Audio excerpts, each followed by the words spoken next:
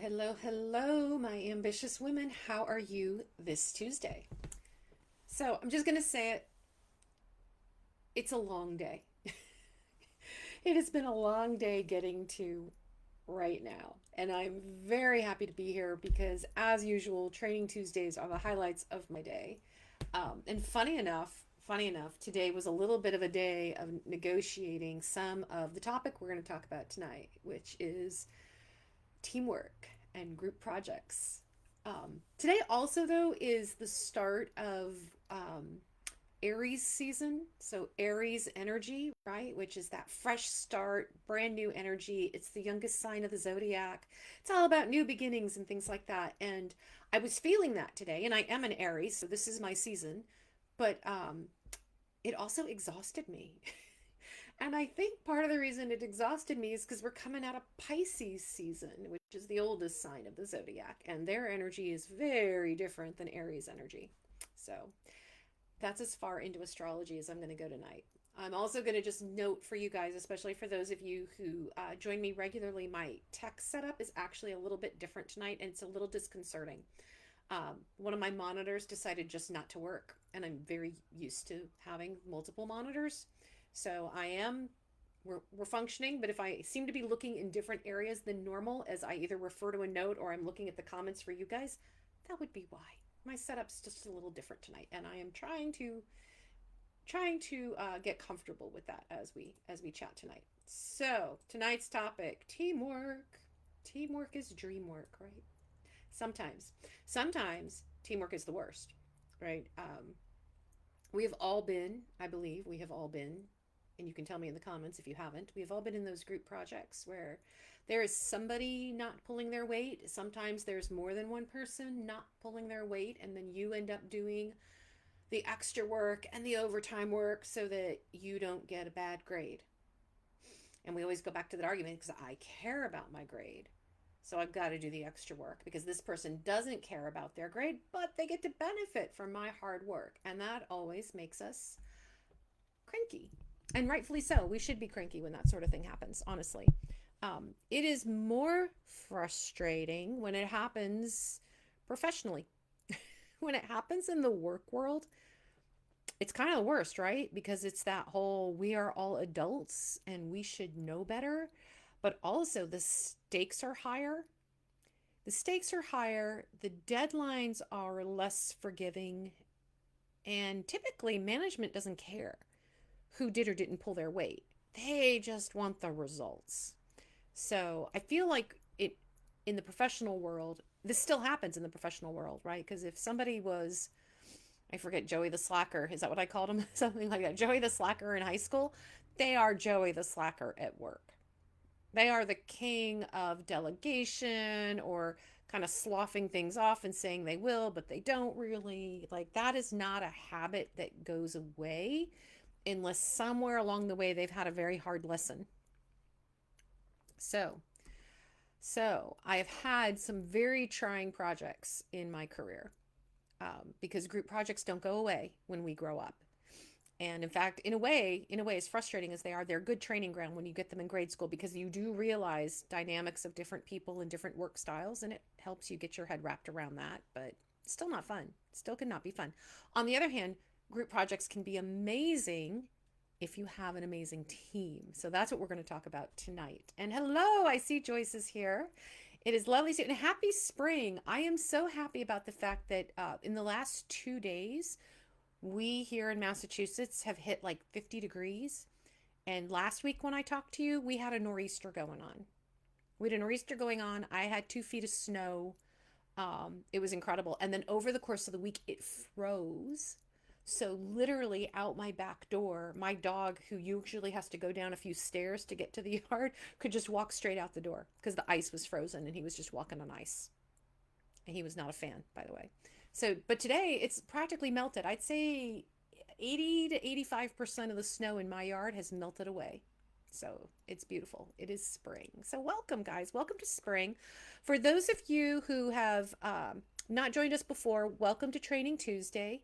My name is Natalie Hahn. I am CEO of Dirty Girls Consulting, and this year we are celebrating year 10 in business, and I am your coach. And every week here for Training Tuesday, we cover different topics. Anything around confidence, leadership skills, self care, because that is actually part of leadership skills and confidence, um, management, managing teams. And the topic tonight, in fact, came up because I've had multiple conversations with different clients one on one where teamwork, team building, collaboration, connectedness had been a theme. So I figured we should talk about that a little bit more. So welcome to Training Tuesday. We are live here every Tuesday, 6 o'clock Eastern time, 3 o'clock Pacific time, and anywhere in between, depending on the time zone you're in. And I'm happy to have you. So as always, just like Joyce did, say hello in the chat. Tell us where you're from. As I'm speaking, if you have questions, if you have comments, if you have experiences you want to share, share them. The more interactive these Training Tuesdays are, the more fun they are for all of us. If you're watching in the replay, I encourage you to also drop your comments, say hello. I do watch all the comments and pay attention to the feedback. So happy to have you here, whether it works in your schedule or you end up watching this in the next few days. So let's talk about teamwork. Teamwork. I wanted to share this story because it actually wasn't that long ago. Hey, Sue. Oh, 60 degrees in New Jersey. That's nice. So you're 10 degrees warmer than I am, but that's nice. It's almost summer weather. It wasn't that long ago. I was on this group project, and I remember it sticking with me because of just the way things unfolded. So I'm going to just take a minute to share that with you. Kimberly, hello. It's good to see you. Um, so here was the situation. There were five of us and my boss. And all five of us were peers. We all reported to the boss, and he had come to us with like this situation. It was this kind of situation. Like there were a lot of different threads. It was a really knotted situation. Hello, Miss Christine. I see you. Really knotted situation. And basically, he kind of put that on the table in front of us and said, you guys need to figure out how to unravel this and make sense of it. So it was a very messy problem that we were being asked to untangle. And as we started teasing it apart, and we were a team of five who worked pretty well together.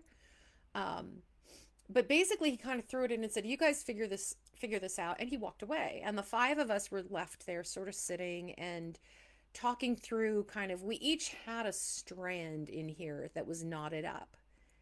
And as we were talking through, right, each of our strands was our own priority. There was one woman in particular, Annika, who was very direct and very forceful in her communication. She wasn't rude or mean or anything like that, but she was very much a this is how we should solve the problem. This is what the solution should be, and she was very definitive in her approach.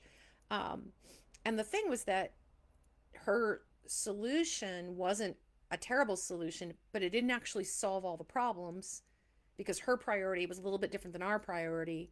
And we just kept kind of going in circles trying to untangle this thing. And Annika was getting frustrated because as far as she was concerned, she had a plan. And the rest of us were kind of like, that plan's really not going to work. But we also we didn't know where to go with it. And then our boss drops back in at the end of our conversation and says, okay, so here's what you guys, and he heard us. He heard us like wandering around verbally. And he basically said, you, not Annika, but Rob, you're going to take the lead on this. You're going to do the task force to help us just finish unknotting this because clearly there's still a lot more work to do. And so we're like, okay, so I'm thinking, okay, thank God I don't own this.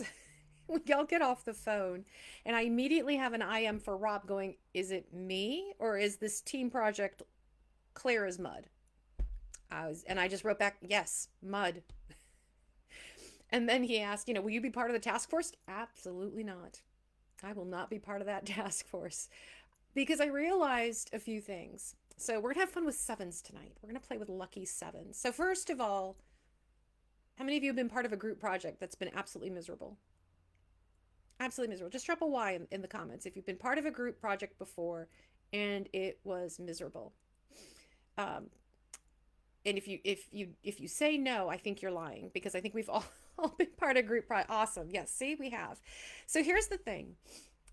Why did I feel like that project was doomed for failure? Why do most projects get doomed for failure? So tonight, playing with lucky sevens, I'm going to start with 7 signs your team will fail. And there's probably, Christy, they all are. Some team projects can be amazing, and we're going to talk about how. That's the whole point of tonight. But we're talking about 7 signs your team will fail. If you can think of reasons 8, 9, and 10, I would love to hear them if they're not covered in the top 7, because there probably are more. These were like the top 7 that I could come up with. So first of all, and this was the problem I had on the last project, fuzzy goals.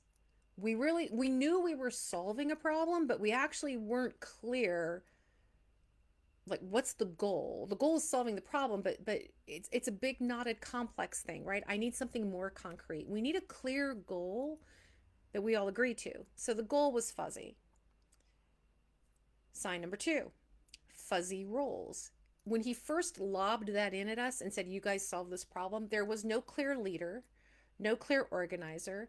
There weren't clear roles for the team of how we should interact and how we should go about trying to solve the problem. So none of us were really sure who should take the lead. And Annika had the strongest opinion, but that didn't mean she was the leader. So where do you go? This was Annika. So 3, single voice that drowns out all the others, right? When you have someone in a group project who just asserts themselves as leader or asserts their opinion and the rest of you are just, you're just wrong kind of thing, that can completely kill the energy of teamwork. Cliques and factions. So if you end up with people squaring off each other and teaming up, and these 3 people want to handle a project this way, these 2 people want to do it a different way, right? You end up with almost like mini office politics happening right there in your little group. 5, you know your project will fail. This is a total deal killer. When the debate about what you're doing or what happens next, when the debate starts becoming personal or mean, right? When somebody turns the whole that's a bad idea into the you're stupid, right? That's when you know the project's going to fail because you've crossed a line of just courtesy there that is hard to recover from. 6, sign number 6 that your project's going to fail or your teamwork is going to fail. The target is impossible.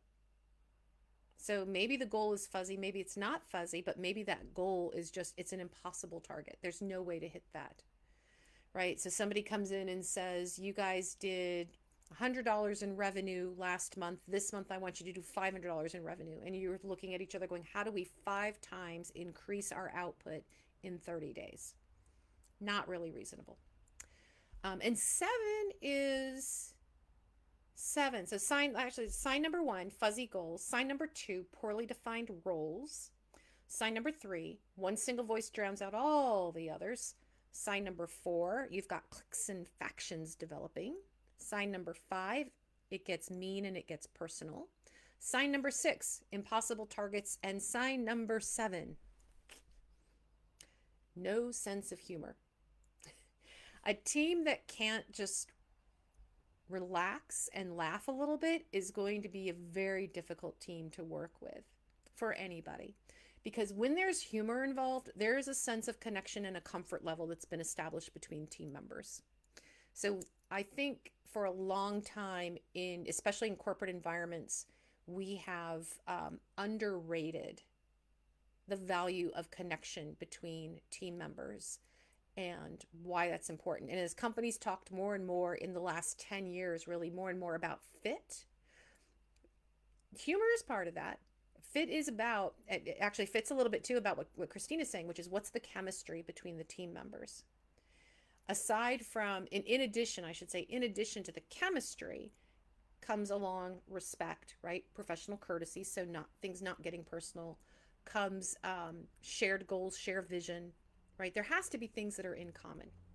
So let's flip that into what are the 7 signs that you have a strong team, right? What are the 7 signs that you have a strong team?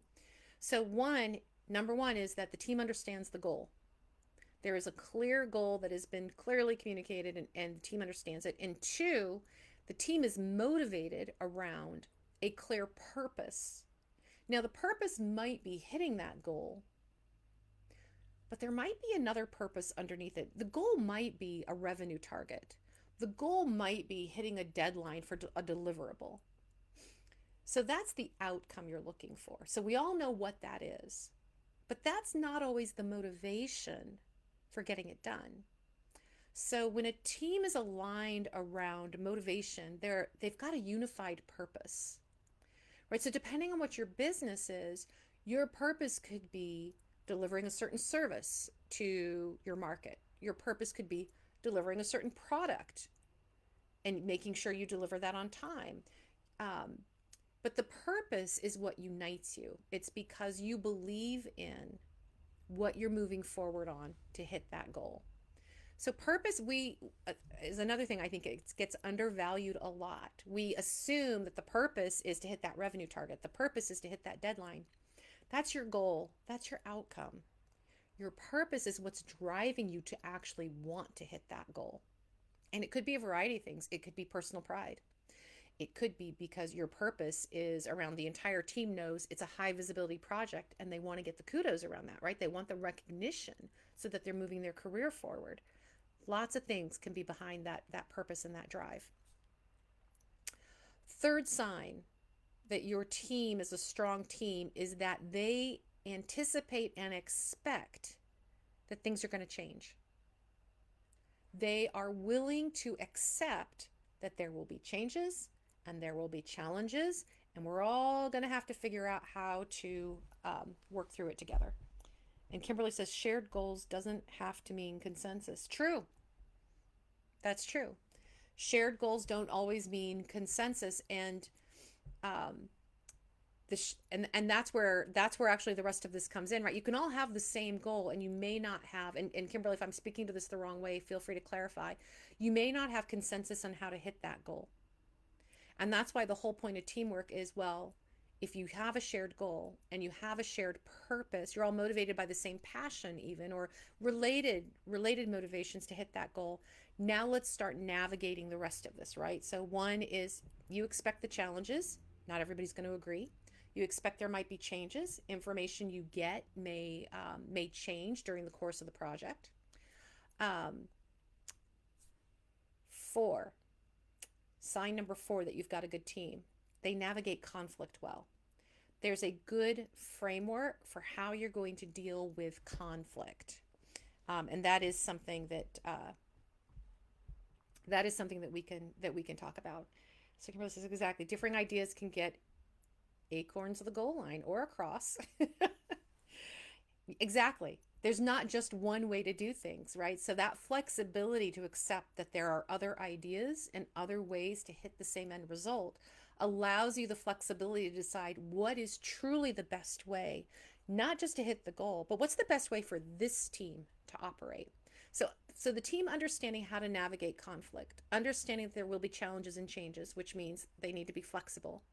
5 is team members are trusted. Team members are trusted to do their part. I suspect at some point all of us have worked for a micromanager and know just how much fun that is when somebody is looking over your shoulder and sitting on your desk the whole time, examining not only what you do, but questioning why. Why are you doing it this way? And the whole reason is because that's not the way they would have done it, and so they don't trust it, right? So when you can assign a role in a task and trust the outcome, this person may not do it my way, but they're gonna get it done. When you give team members autonomy and that trust, right, you build then the connection on the team. 6, team members understand and meet the milestones and due dates, which means everybody's committed to the process. If you've got a project that we have these 3 milestones, then we have this end date, and that's the project, and the whole team is clear on what those are and has agreed that this is the framework we're working in, then everyone is committed to that process, however you agree to get there. And 7, the team members have a bond. And this goes back to Christine's comment about chemistry, to the comment about having humor, right? The team members are connecting in some authentic way, that's part of the process. So we've got the seven signs your team will fail and the seven signs of strong teamwork, right? Now, you do not have to be the team leader for the next bit, the next seven I'm going to give you, the seven secrets, for those to be effective or for you to influence the power of a team. So these seven secrets are kind of the seven rules you want to have in place, if not all of them, most of them, to ensure that you have a stable foundation and framework for a team to be able to thrive. Because if we're not taking care of all the parts of the team, then your team ends up doing what mine did, which is flounder. Like I said, the five of us, we were a pretty decent team most of the time. There was mutual respect. We all knew what our roles were in our silos, but when you threw us into one big knotted mess, it was like, okay, now who leads? We all lead in our silos. Now who leads here when we're all together? Right? So we didn't have a lot of this clarity, and that project was messy. I'm just going to put it that way. I stayed out of it, and that project was messy. So, seven secrets. Seven secret. Yes. And I see that comment, Kimberly Handcuffed. And I'm thinking that refers to the micromanager, which is absolutely true. Micromanagement stifles any kind of creativity. It stifles any sort of flexibility. It stifles joy, right? Micromanagers are kind of the worst. That is actually a whole other training too, to talk about how you deal with micromanagers. So you guys will have to give me feedback and let me know if there's enough of you dealing with micromanagers. We should talk about the strategies behind how do you do that? How do you work with people like that? And what can you do? But tonight we're going to go into the seven secrets. So the seven secrets to successful dream teams. Number one, and I really do think this is probably the most important when you have a team: boundaries. Boundaries. We hate boundaries because they're hard. And we struggle sometimes with holding boundaries in our personal life, much less our professional life. But when you have a team, clear rules of engagement are important. Because when you have clear rules of engagement, you can take off the table the people who are the railroaders, right? The ones who talk constantly and they talk the loudest, therefore they kind of run the whole thing, even though maybe the rest of the team doesn't agree. You take off the table the interrupters. You take off the table the people who are the negative Nellies, right? You establish the rules of engagement. The rules of engagement might be things like, we don't interrupt in this meeting. It might be, there is no bad ideas for the brainstorming session. If you have a negative comment, you keep it to yourself until we are in the feedback portion, right? You have rules around, we will be prompt and we will start on time. There will be an agenda before every meeting, right? You decide what those rules of engagement are, but those rules of engagement are boundaries that define, this is how this team will engage. I had a boss, and I always found this I found it funny, but I also found it kind of cool. In our modern day, I had a boss whose ground rules for meetings were no swearing. Now, I grew up in tech companies, a lot of F-bombs and a lot of swearing in tech companies, and they don't think anything of it. At the executive level, in an internal meeting, they don't think anything of it.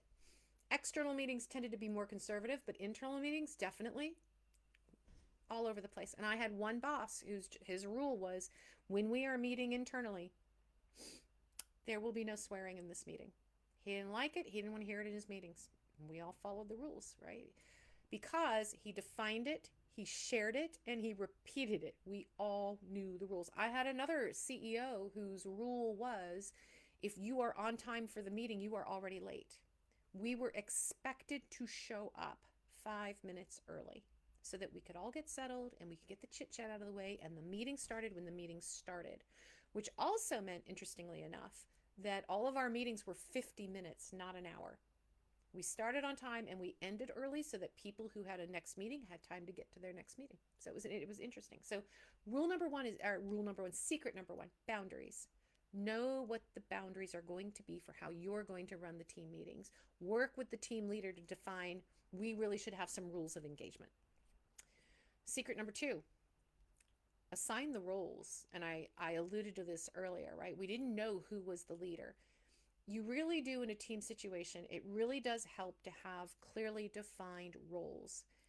And part of the clearly defined roles means you get to predefine um, in a way that everybody has an opportunity to speak and to contribute. So by nature of some people's professional role, right, in a work environment, somebody's the product person, somebody's the marketing person, somebody's the salesperson. Um, just by definition of their titles or their job function, they may have a role. But in some areas, what if you have 2 marketing people? What if you have 3 people from sales, right? You want to get clear around what your contribution is expected to be or the role you're expected to play here. Who's the leader? Who's the note keeper? Right? Who's the follow-up person? So clearly define roles so that everybody understands why they're at this meeting, why they are part of this team. If we're pulling a team together and we're just pulling random people in because we think that they know a little bit more than this person who's already on the team, and so they maybe could help with that, we may be inviting 10 people to what really should be a 4-person task force. So when you have to assign the roles of who's going to contribute and how, it makes us smarter about how we're putting teams together. And I see your comment, Joyce, and you're absolutely right. No swearing means you actually have to think about what you're saying. You have to slow yourself down a little bit, especially if the swearing is a habit for you. So secret number 1, boundaries. Secret number 2, assign roles. Secret number 3, enforce accountability. I'm trying to figure out how to say that the right way. Enforce accountability. There's 2 pieces to accountability. One is that if a meeting rule is overstepped, somebody interrupts, somebody's 10 minutes late, right? One of the things that you said is rules of engagement. If that is overstepped, you have to be willing to call that out. If you are the leader of this team, that is most definitely your job. Even if you're not the leader, we should have enough autonomy to be able to say, you broke the interruption rule. You broke the you can't speak for more than 3 seconds rule, right? Whatever the rule is, whatever the rule of engagement is that's been broken, you need to be able to call that out as this is the boundary we've all agreed to on this team. And so respectfully, we're going to ask you to step back from that, right? We're going to cut off the interruption. We're going to make sure that we start on time. But we have to be able to call it out because we don't hold people accountable if we don't actually call out the behavior that's crossing the line. The second part of enforced accountability is related to this, which is specifically around if a deadline is missed, if an assignment is missed, right? Your part of the team project was not delivered on time or was not done. You have to be willing to call that out in the group forum. And this isn't to embarrass somebody. This isn't to heckle them. This isn't to shame them or make them feel bad. But this is to say we are all accountable for the outcome of this. So, Dave, if your piece isn't done today, which is what we all expected, when can you have that done? Right? It's basically setting the expectation of, I expect you to have it delivered on time. Here it is. It's holding the team accountable, and you can do it in a very professional and respectful way that is not meant to shame or embarrass, but it is calling out here's the process we agreed to. Here are the milestones we agreed to. Where are we? And if there needs to be further conversation or follow-up because it's a repeated behavior, because there's an attitude problem, that you can absolutely do separately. But when you have a team, you owe the team the accountability. You owe them the respect that the rules apply to everybody. The expectations apply to everybody. Everybody is accountable for their piece of the project because nobody should have to pull somebody else's slack, right? Slacker Joey should not be on the team. This is where he learns how to step up. Secret number 4, use intrusion as a tool. So one of the rules that I think should be in every meeting is no interruptions. You let somebody speak and you let them finish their thought. That's common courtesy. However, women are, the number off the top of my head escapes me, but it's something ridiculous like 72% more likely to be interrupted in meetings than men. Like, we are just, if women are in a meeting, we're going to get interrupted. So for our own protection, there should be a rule that we don't interrupt. Now, we have to be willing to say then, excuse me, you've interrupted me, or you've interrupted Sue, or you've interrupted Kimberly. Please let her finish her thought. Please let me finish my thought. Intrusion is a tool to keep things on track. One, it reinforces boundaries. Two, your intruding is cutting somebody off who's already breaking a rule. So we're setting the boundaries and we're resetting the expectations for how this group is going to treat each other and how they're going to behave. So don't not, if somebody else has intruded and gone on their rant, don't not intrude because you're not going to be rude like that person. This is a moment for resetting we all agreed to this, halt, cease and desist, and let's get this back on track. 5, when you have a team environment, something that happens with the personalities, and sometimes there's different titles, right? There's different positional power involved. You don't always get to hear all the voices. And everybody has an opinion, even if it's the intern who's been on the job for 24 hours. Everybody has an opinion.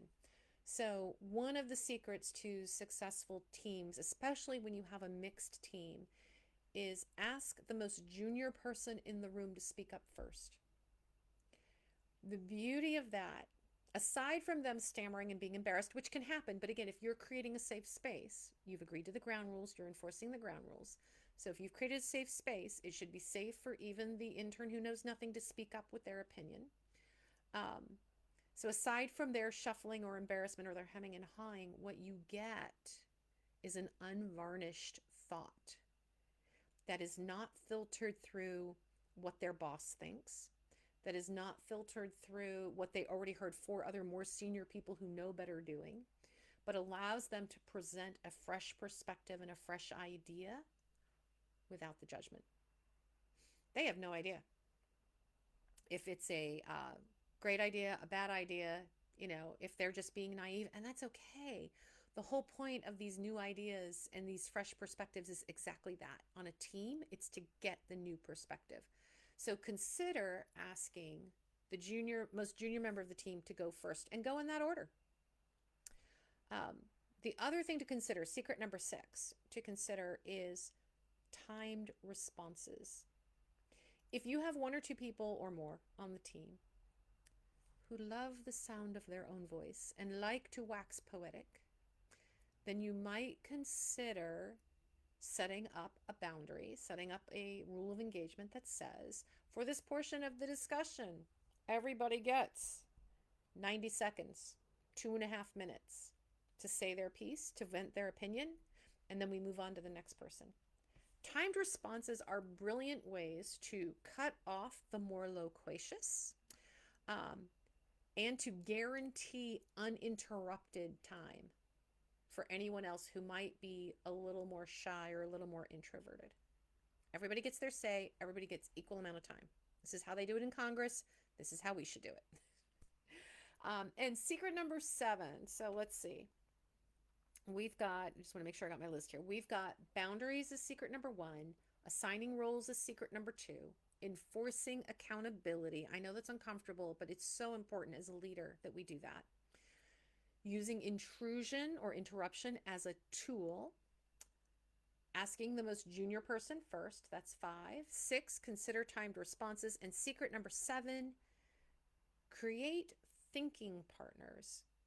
So especially if you have a little bit of a larger group and you have an idea to problem solve, or you have a brainstorming session that you want to do, one way to help the more introverted or the younger, more inexperienced ones to step up and use their voices is to actually pair them with someone else. Create teams, and each team in your meeting then gets 2 minutes, 5 minutes, 10 minutes, whatever you want to give them, to come up with a shared idea. Because somebody who's shy or inexperienced is going to feel much more comfortable speaking one-on-one to somebody about their ideas, that this might be a dumb idea, but right? But they're much more comfortable to say that to one person than to eight. So consider setting up thinking partners for some of the sessions where your team is coming together and trying to solve a problem or come up with a novel idea. Make it a contest, right? Make it a contest. There's so much people will do for like a $10 Starbucks card, right? So much we will do for that. So create partners, make teams, make it a contest.